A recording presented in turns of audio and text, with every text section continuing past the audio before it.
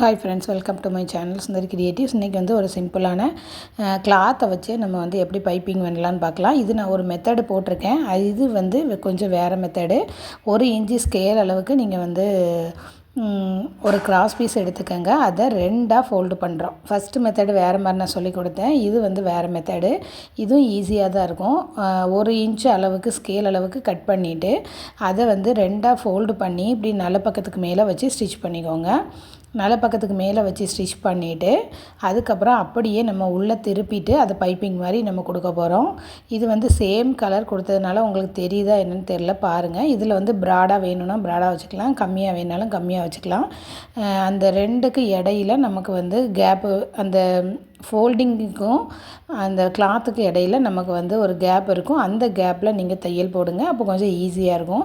இதுக்கு வந்து நம்மளை பைப்பிங்கு அல்லது வேறு எதுவும் தேவையில்லை. இப்போ நீங்கள் வந்து ப்ளவுஸுனால் அது ஒரு சாரீலேருந்து கொஞ்சம் பீஸ் எடுத்து இந்த மாதிரி கூட அட்டாச் பண்ணிக்கலாம்.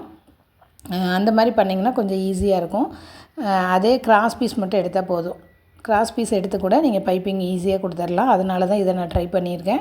எப்படி இருக்குன்னு பார்த்துட்டு சொல்லுங்கள். நான் கொஞ்சம் அடியில் வந்து 2 பீஸாக நம்ம கொடுத்தோம் பார்த்தீங்களா, அது வந்து நான் கொஞ்சம் தையல் போடாமல் விட்டதுனால அது கட் பண்ணி எடுத்துட்டேன். நீங்கள் என்ன பண்ணுங்கள், நான் இப்போ வேறு கலர் ஒரு லைனிங்க்கு வச்சு கொடுக்குறேன் பாருங்கள். இது நான் ஸ்ட்ரைட் பீஸு கட் பண்ணியிருக்கேன். நீங்கள் வந்து ப்ளவுஸு கொடுத்தாலும் சரி, நெக்குக்கு, அப்புறம் சுடிதார் நெக்குக்கு ஸ்லிட், அந்த சுடிதாரோட ஓப்பன் ஸ்லிட் இருக்குல்ல, அதுக்கெல்லாமே கொடுக்குறாங்க. அப்படி கொடுக்கும்போது நீங்கள் என்ன பண்ணுங்கன்னா, முதல்ல ஒரு தையல் 1/4 இன்ச்சில் ஒரு தையல் போட்டுட்டு கூட அதை வந்து ப்ளவுஸ் மேலே வச்சு அட்டாச் பண்ணுங்கள். அப்படின்னா கொஞ்சம் ஈஸியாக இருக்கும். நம்ம டைரெக்டாக அப்படி அட்டாச் பண்ணுறதுக்கு 1/4 இன்ச் ஒரு ஸ்கேல் அளவுக்கு கிளாத் எடுத்து கிராஸ் பீஸ் எடுத்து அதை 2ஆக ஃபோல்டு பண்ணி முதல்ல ஸ்டிச் பண்ணிடுங்க.